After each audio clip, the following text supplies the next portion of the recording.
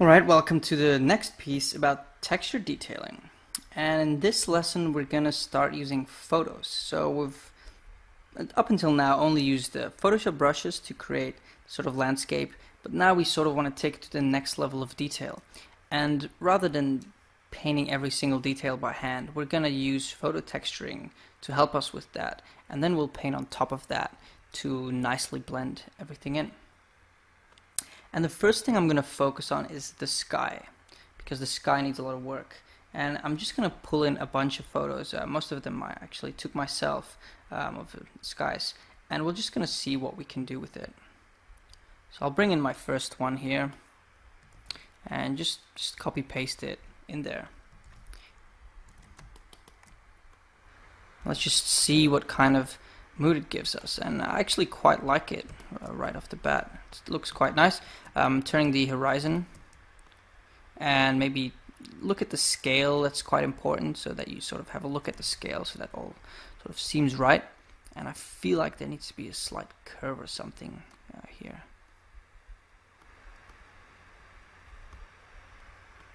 And look in the navigator while you're doing this. This really helps to do it well. And I think I want to compress this bit here and then stretch this bit, which will give the illusion of scale. Okay, so I quite like this. I'm not sure about this little light patch here, so I'll just get rid of that. There we go. And if I look in the navigator, I think this actually looks really nice. I'm not sure if I need another one, but just for demonstrational purposes, I will just put another one in there.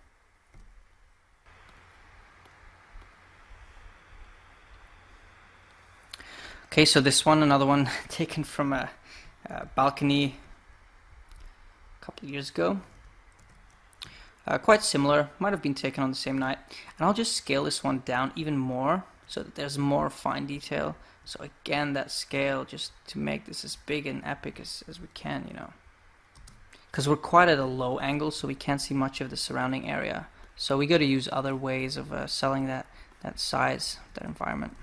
And that's a good way to do it. You can sort of see how the light lines are, you know, getting bigger and farther apart as we go up, and that gives the illusion of depth, because you know everything gets compressed as we go, you know, further into space.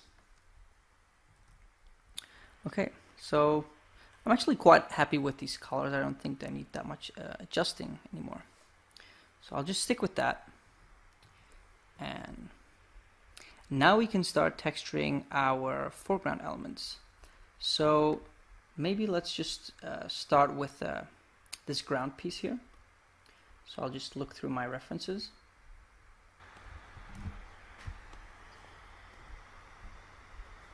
So this is the first texture I've pulled up. And this is a good foreground element because there's a lot of depth here. You can see how the pebbles show you how you know, how the space kind of works. So I'll use that. And in order to fit it onto the shape that we've predefined, I'm actually going to control click the layer and then create a new group and press the layer mask. And this is basically going to create a group that is masked to this shape. And so if I paste this photo in, I don't have to worry about the edges or anything like that. Just, you know. So let's maybe compress this a little, and maybe a little bit of bending because it's not perfectly straight as we've seen.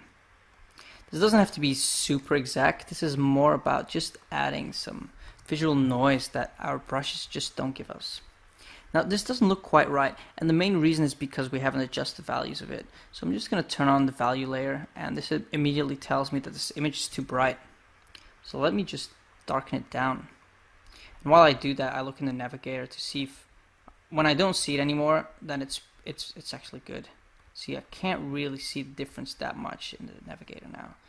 So I can turn it off again, and maybe use a mask again to sort of blend it in.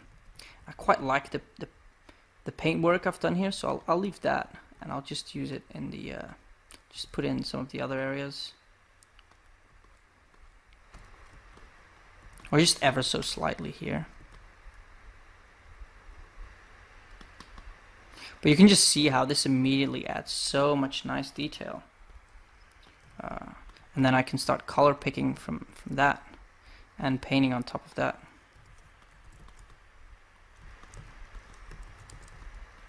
Just nicely fine tune it.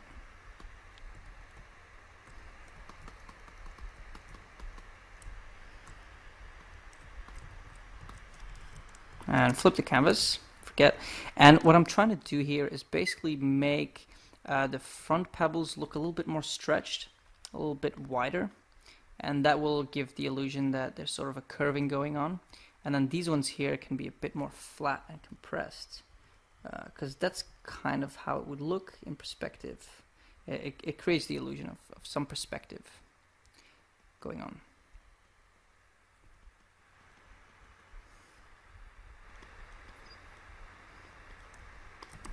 And I'll make this edge a bit darker because I have some plans of doing some illumination behind there. Let me just make this darker. Okay, so that's quite nice. Maybe let's start adding some coral stuff. And we can start with the big one. Or actually, let's start with this one. Let's use this, this one here as our guinea pig. So I'll go into the textures. And you can see the perspective on this is slightly different. So we'll have to maybe mess around a bit with it. But I'll just roughly cut this out. This doesn't even have to be precise. That's the great thing about this technique, is because we've defined the forms before, we can just literally use those. And they are fine. It looks like I've copied from a wrong layer. So let me just do it again. Okay. And again, let's blend it in first. We can tell that the values are completely off. So looking in the navigator again until I don't really see it anymore. There we go. Don't really see it that much. And I'm just gonna warp this to fit because, you know, we have to follow the perspective. Okay. Now again, let's blend it in. And while you're blending it in, what you can do, since we've painted silhouettes, you can actually just leave out some of the unlit areas, because you wouldn't really see that much detail in there anyway. And that way you're preserving the sort of shape definition that you have been doing at the earlier stage. You're keeping true to that while applying this photo texture detail. Because it's very easy with the photo texture to sort of mess that up, because you know you start focusing too much on the photo texture and you start applying the shape definition of the photo texture, and you don't want to do that too much, at least not on a large form scale. Small shapes, that's fine, that's what we need it for, you know, this kind of small stuff. But on a large scale, we don't want that, because that's actually the point of the thumbnail phase. And if we don't stick to that, then that phase was kind of pointless. So we're going to stick to that.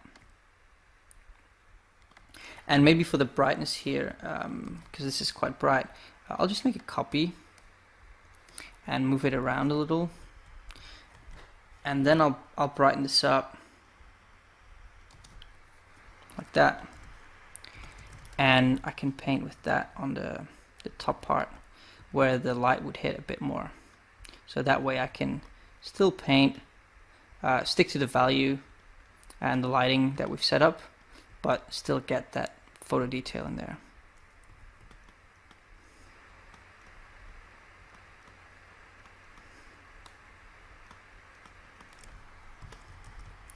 Okay, let's take some more stuff. So I'm just gonna take something else. Just let's take this random bit here, and let's just plump it in this big one here. I'll just show this to you a couple of times so that you kind of understand how this photo texturing business works. It takes quite a lot of time, so we don't really have to go through all of it because it's always actually the same. But I'll just show you a few times, and then you can just, you know, try it yourself. And it's quite fun because it introduces new shapes, and because we've picked something unique like these corals, we're getting, you know, stuff that we're not used to seeing. Just, yeah, like always, just keep in mind that you stick to your values so that your form doesn't start to read differently. You know, like here I can see some dangerous stuff going on with confusing light sources. So just paint away that stuff. Okay. Let's see what else we can use. Maybe go to the other photos because I've got some more photos over here. Yeah, so like see for example the bottom of this, the top, sorry, could be the bottom of our big shape here. So you'll see right away what I mean.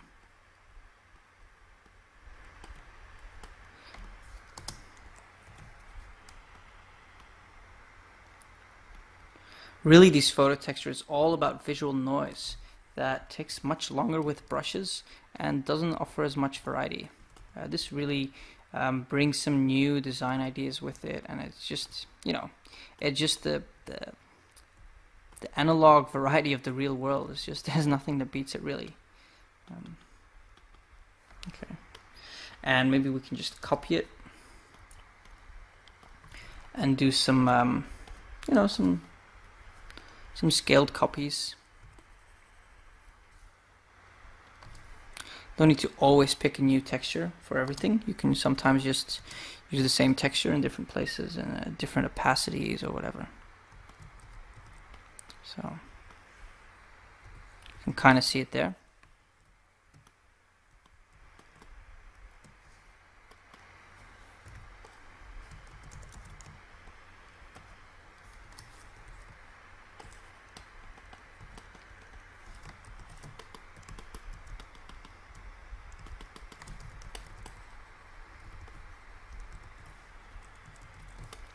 Okay, and I'll just show you one more example, and then I'll just detail a bit more off screen, so that we can move on to the next part. And I'll just show a little bit about this big structure here, because again, scale, I keep talking about it. I know it's very important.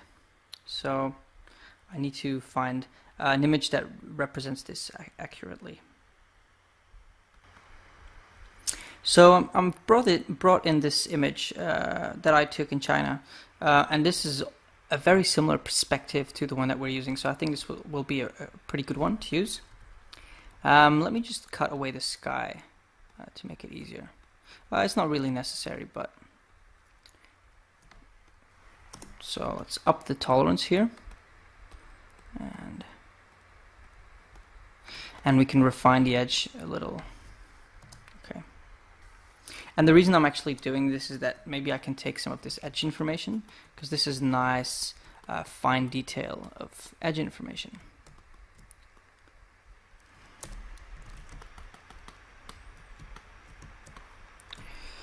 Okay, now let's copy this and go back to our image, and let's create another sort of mask folder for the background.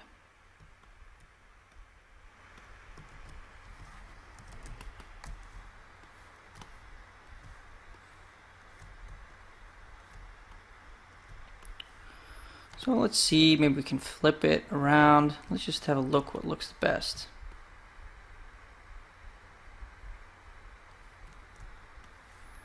I'm not entirely sure. I think flipping will be the best because there are some rocks over there.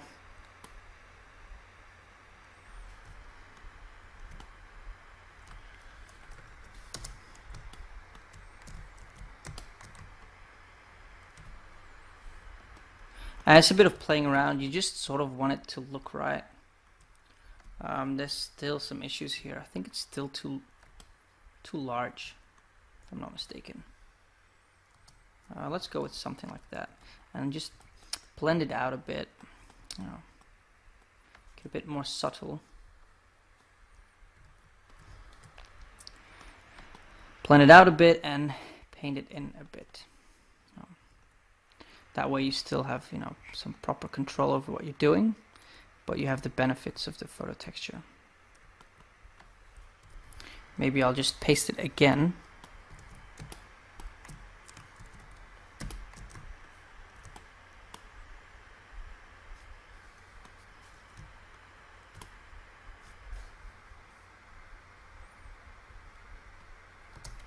something like that. And for example, what I could do is I could make the top a bit darker, actually make the whole thing a bit darker. Obviously not darker than what we have in the foreground, but we can do some more value separation between these different planes by adding layers of smoke.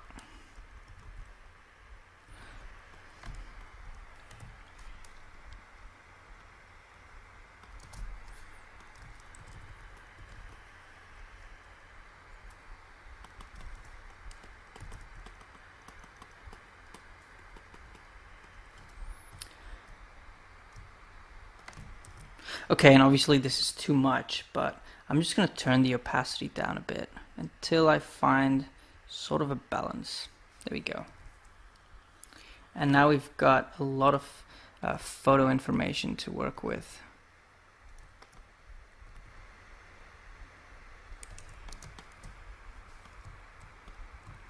I'll just merge these layers and then I can start cutting out from this entire thing.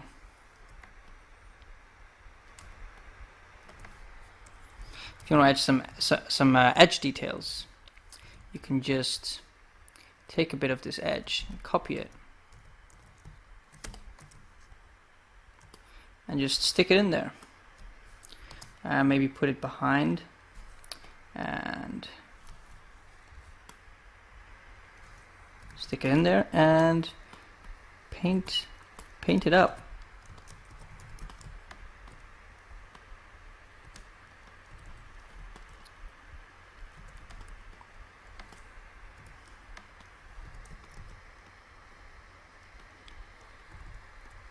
Okay, so I think you kind of get the main idea about photo texturing, and I would suggest just doing this for a while and, you know, just trying to get a lot of stuff in there. I'm going to do that as well, and then in the next lesson we'll get back and see how it's evolved, and we'll start actually getting into the final phase, which is using lighting and effects to put everything together nicely.